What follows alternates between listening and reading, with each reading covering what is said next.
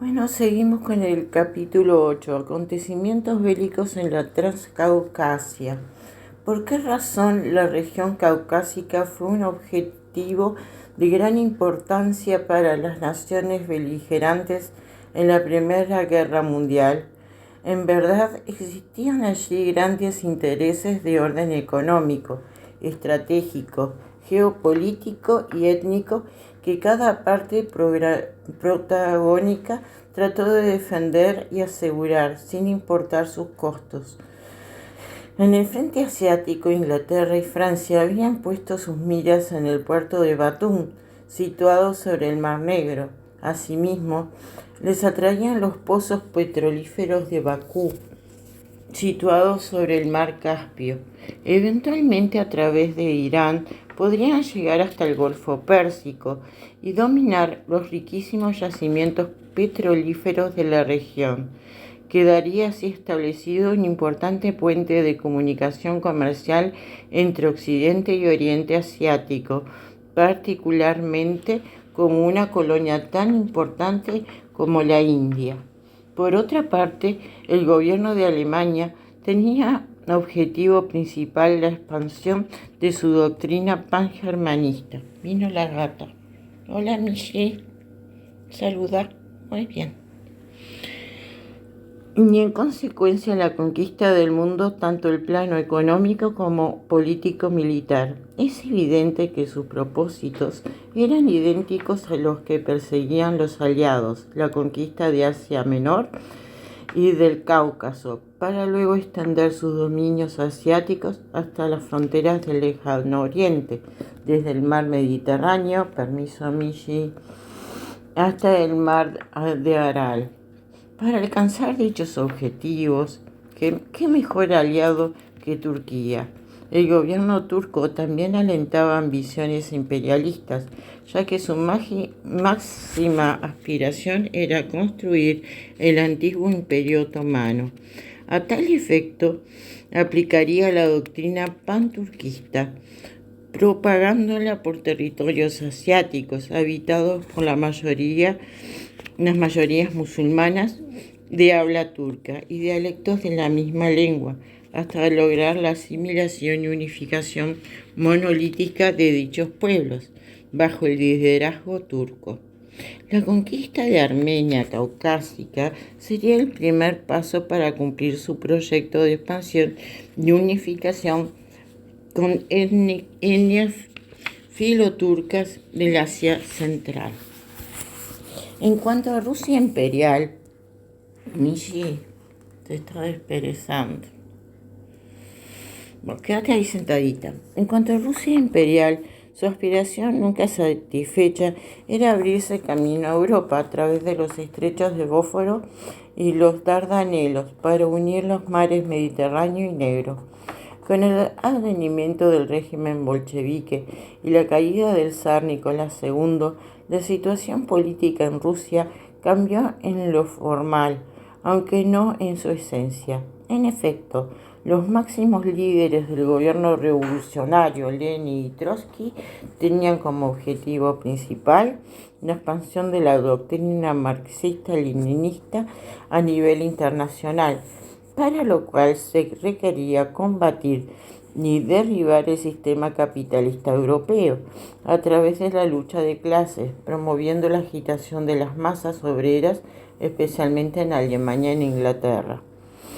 Para concretar tan ambicioso proyecto político, Rusia también intentó ganar las simpatías de Turquía mediante concesiones territoriales obsequiosas en perjuicio de minorías autóctonas que hasta el día de hoy claman respeto a sus legítimos derechos. La revolución bolchevique tuvo una importante repercusión en los pueblos de Transcaucasia. El peligro de una eventual invasión territorial creó un clima de inseguridad e inestabilidad regional que habría de convertirse más tarde en el principal detonante de las acciones bélicas que allí se liberaron, con un costo de vidas humanas elevados. En síntesis, Síntesis de los acontecimientos. En noviembre de 1917, el gobierno provisorio de Rusia fue precedido por Kerensky y se formó el Consejo de Comisarios del Pueblo, que respondía a las ideas de Lenin. De entonces el poder pasó a manos de los soviets, los comités de obreros y militares adictos al régimen marxista. Como paso inmediato, el gobierno revolucionario liderado por Lenin y Trotsky decidió el cese de la guerra con Alemania y Turquía. El tratado de paz fue firmado en Brest-Litovsk en marzo de 1918. De acuerdo con dicho tratado, Rusia debía reconocer la independencia de Finlandia y Ucrania. Asimismo, debía entregar a Alemania los territorios de Polonia y los países bálticos, Lituania, Letonia y Estonia.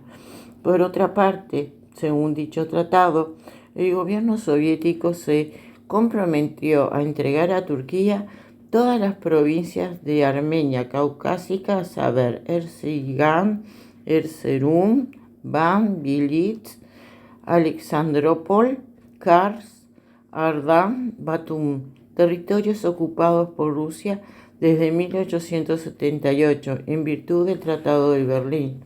Además, en cumplimiento del artículo 4 de ese tratado, Rusia ordenó el retiro de sus fuerzas armadas del frente oriental. En consecuencia, millares de armenios que habitaban en dichas provincias cedidas a Turquía se encontraron repentinamente en situación de total desamparo, por lo cual, ante la adversidad, decidieron emigrar a otros pueblos vecinos, junto a los soldados rusos en retirada.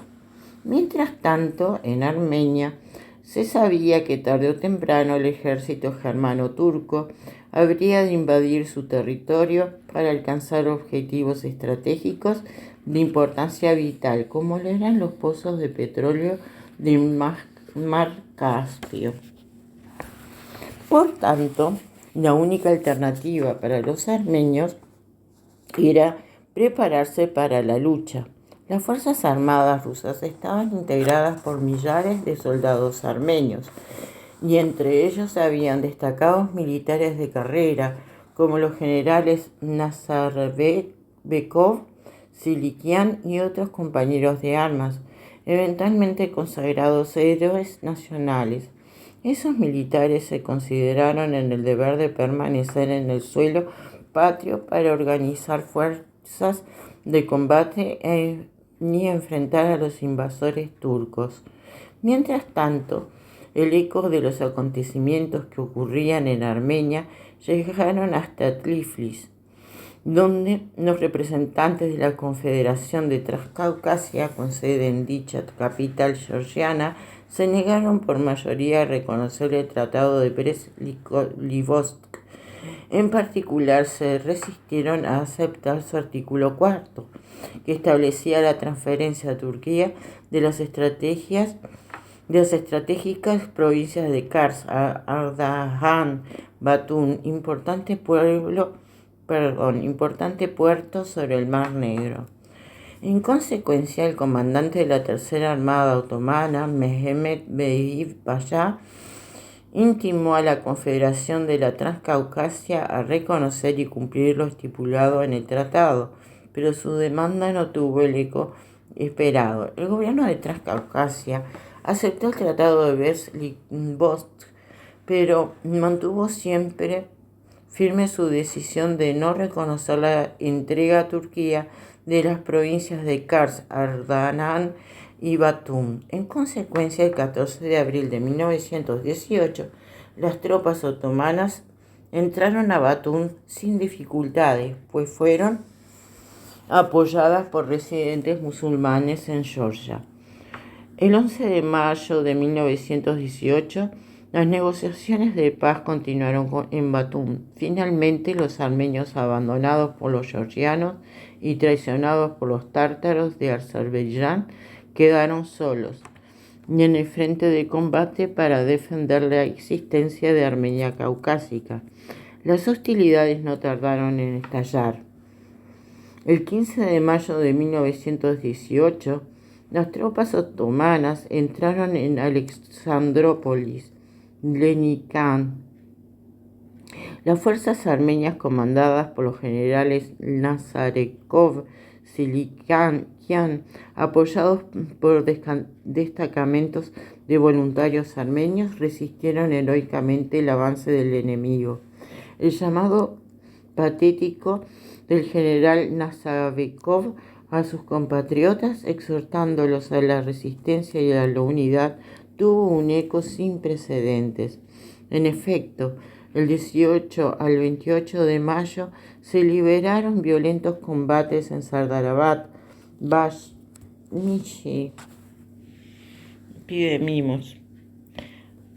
Abarán y Karaskisile, no lejos de la línea del Tiflis-Ereván, donde por primera vez se ve a las tropas otomanas sufrir grandes pérdidas y huir ante el ataque enérgico de las Fuerzas Armadas armenias.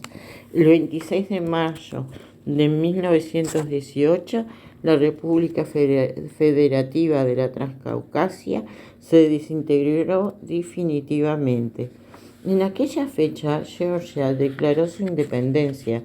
Azerbaiyán lo hizo el 28 de mayo y Armenia declaró su independencia nacional también el 28 de mayo de 1918.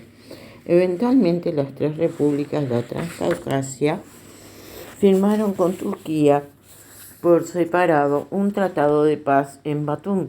Fue muy desfavorable para los armenios, ya que en virtud de su aplicación el territorio quedó reducido a 10.000 kilómetros cuadrados, lo que resultó insuficiente para albergar a los habitantes de Armenia y los armenios desplazados de los territorios próximos cedidos por Rusia a Turquía.